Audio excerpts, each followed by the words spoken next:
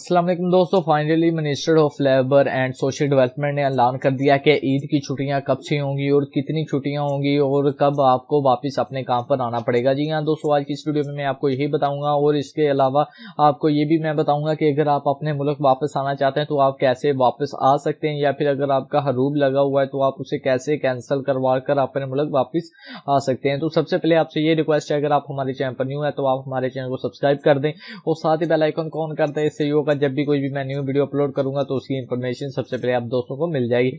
तो अब बात करते हैं जो मिनिस्ट्री ऑफ लेबर ने ऐलान किया है, जो कि ईद उल अजहा की छुट्टियां होंगी, आपको कब से लेकर कब तक छुट्टियां होंगी और आपको कितनी छुट्टियां होंगी।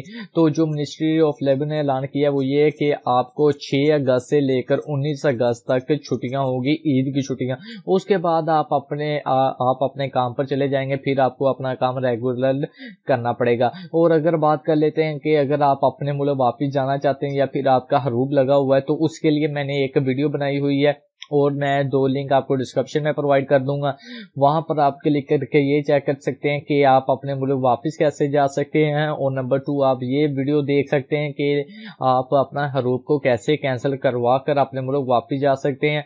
और 2-3 वीडियो के मैंने लिंक आपको डिस्क्रिप्शन में दे दिए हैं जो कि आपके लिए बहुत ही ज्यादा जरूरी है, तो उन वीडियो को लाजमी देख लें। तो आज की इस वीडियो में मैंने आपको ये बताना था कि आपको 6 अगस्त से लेकर 19 अगस्त तक छुट्टियां होंगी, उसके बाद रेगुलर आप अपने काम पर जा सकते हैं। बेशक आप किसी कफील के लिए काम कर रहे हैं या फिर किसी एजेंसी के लिए काम कर रहे हैं, तो आपको 6 अगस्त से लेकर 19 अगस्त तक छुट्टियां होंगी, उसके बाद आपको अपने काम पर जाना पड़ेगा। सो अगर आपको आज की वीडियो अच्छी लगे तो आप हमारे चैनल को सब्सक्राइब कर दें और वीडियो को लाजमी लाइक करें।